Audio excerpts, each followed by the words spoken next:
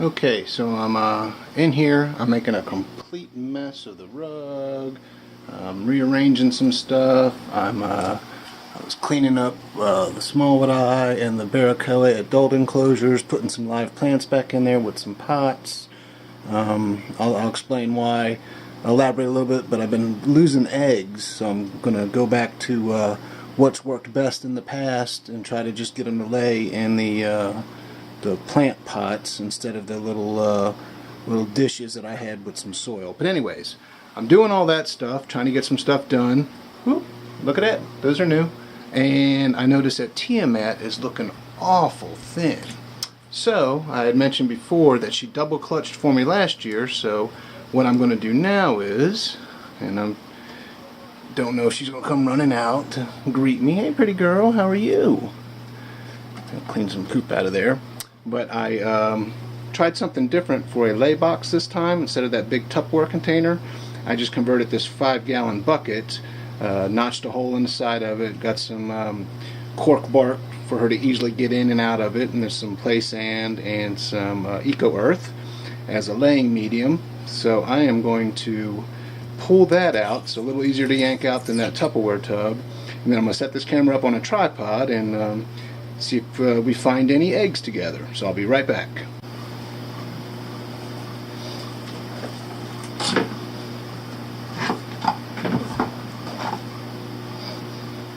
Watch out, pretty girl. Watch out, pretty girl.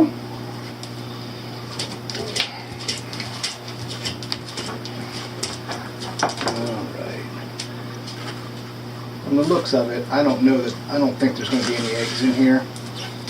Doesn't really look all that disturbed, but I'm going to give it a look over since she's looking thin. You hear Bossk scratching. Today is Sunday, so it is super mealworm day, or grub pie day, which I'm going to get to a little bit later.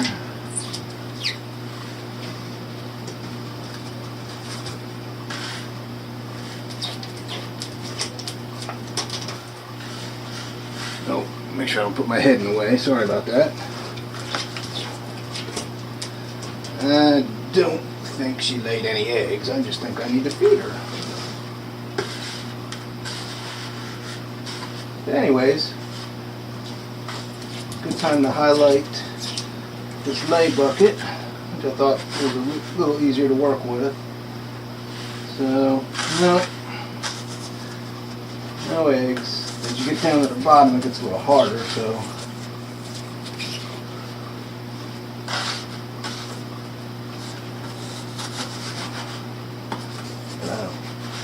And I think there would be a heck of a lot more sand in the enclosure from her kicking it out and digging around had she laid some eggs. So I just need to fatten that girl up with some super mealworms and some Repashy grub pie. These particular iguanas are definitely like their protein, their insects. They'll go crazy for it. They will eat salads, and I do give them salads throughout the week. But I think they're much more insectivorous and carnivorous than their green and Sakura cousins. So, okay. That did not pan out like I thought it was. I thought I might have some eggs, but I think I just need to feed my pretty girl there. So we will do that shortly.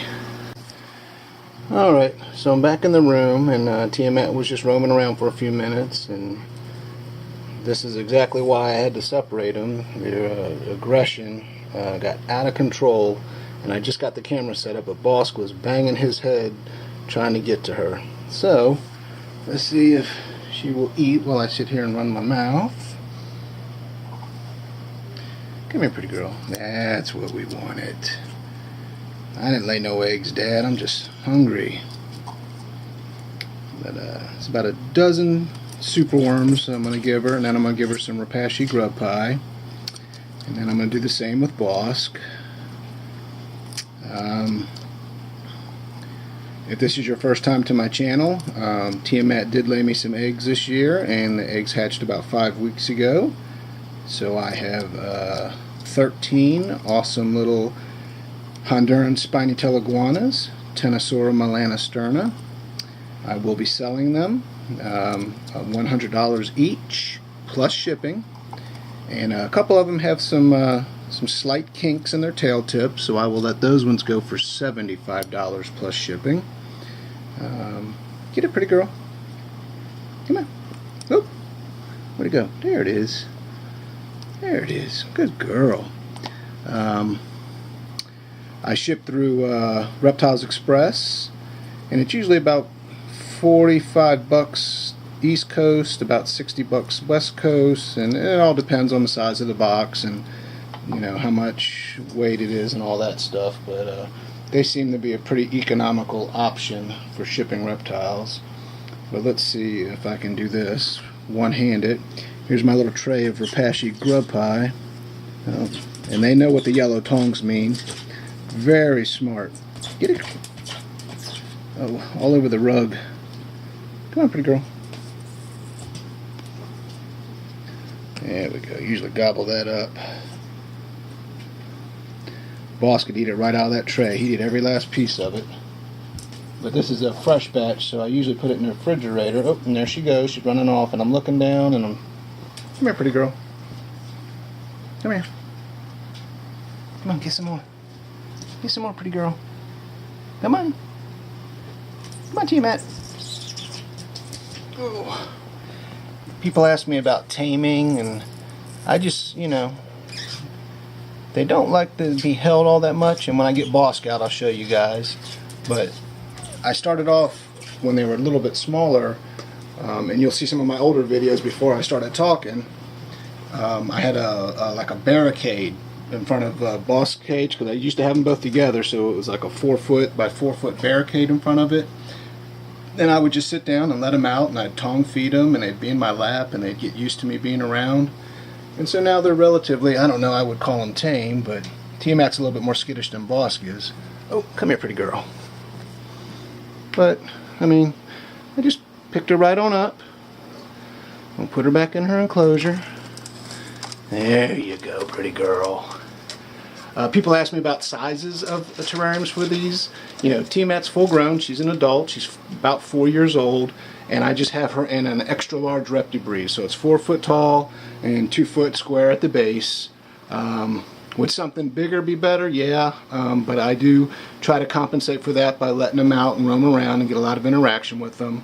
I did, again, I had them both together in the 4 foot by 4 foot by 2 foot that Bossk is in.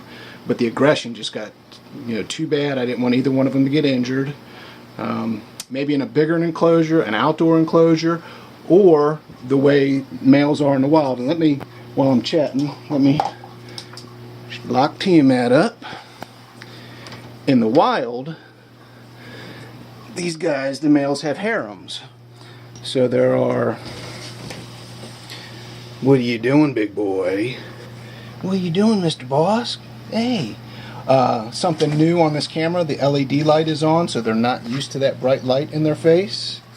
But let me, where was I? Oh yeah, harems. So there's one male who has a territory, and yeah, he loves some Rapashi grub pie. Get it, buddy. I'll have to get him some superworms here in a minute. And numerous females on the outline, on the outskirts of his territory. So if there's aggression, it's shared between multiple animals. Whereas in captivity, especially here, it's just Bossk and Tiamat.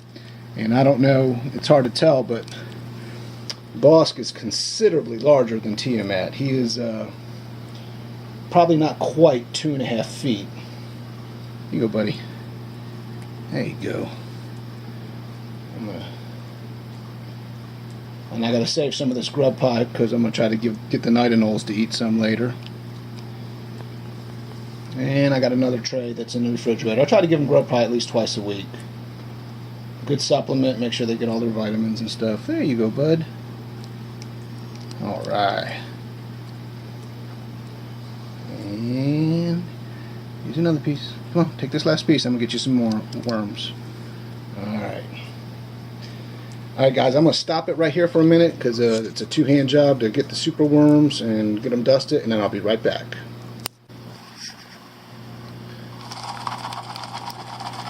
And we're back.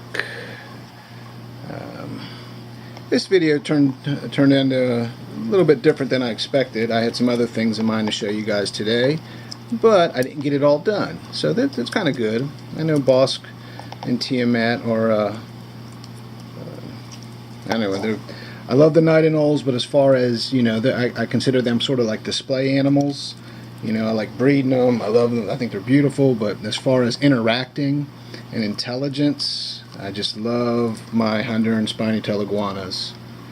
I got these guys from Ty Park down in Punta Gorda, Florida in 2014.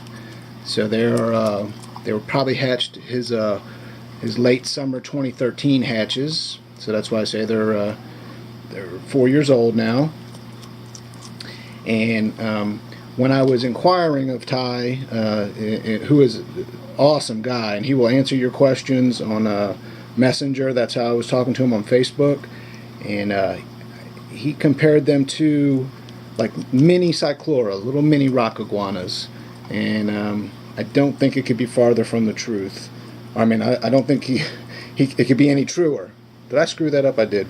Anyways, I mean, if you look at some of the Tenosaura, the larger species like the Similis, the black spiny tails, and even the Pectinata, they sort of have narrower snouts. But if you look at Bossk, his head is broad, and I guess it's sort of Cyclura-esque, but just awesome animals to work with. One of the better reptile purchases other than night-and-owls that I've ever gotten. So cool. Again, just get them used to you being around them. Don't ever try to grab them. As far as taming goes, tongue feeding is awesome. That's how you get them comfortable with you. You know, it's a feeding response.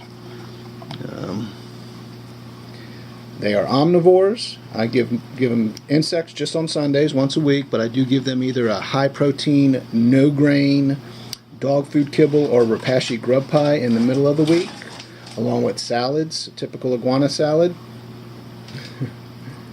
Is that the last one? That was the last one, big guy. And Bossk has never bitten me. He's never tried to bite me. You know, there's always, I just got done feeding him. He's agitated at Tiamat, so if he were to nail me now, I mean, that'd be my fault for messing with him. He's in feeding mode. He's in agitation mode. But I don't know if that eye is showing up with the LED, but he's got such a beautiful eye. Big boy. Yes, you are. He is an awesome iguana. Got it from his point of view. Where you going, big guy? Real quick, I haven't fed him yet today, but there's some babies up there basking. Hopefully you can see them. I don't know how the glare is from the LED. Oh, there's a little guy right there. They're about 5 weeks old, so look at the size of that. You know, little dude, maybe 6 inches, and his daddy about 2.5 feet. You see this tail, buddy? You gonna whip me? I mean, I don't know. He's not. He knows I don't mean him any harm. If I was a threat to him, that tail would be used in a defensive capacity, and he's just so chill.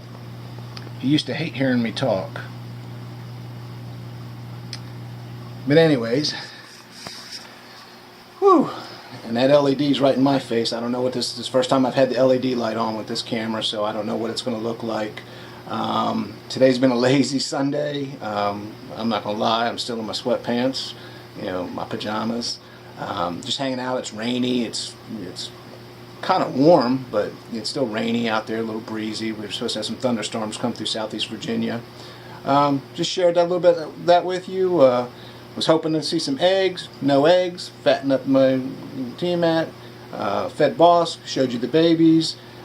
Teased about some stuff I was doing with the adult night-and-owls, the small-wood eye and barracoa. Teased real quick about some new screen enclosures that I talked about. I alluded to last week. as far as some things in the room.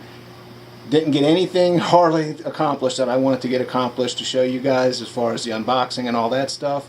But things are coming, you know. Life takes over sometimes. I think Bossk is about to jump in my lap.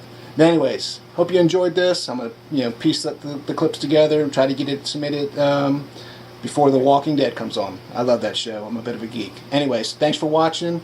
If you have any questions, if you're interested in some baby spiny tail iguanas, just message me and I will get back to you as soon as I can. Thanks. Bye.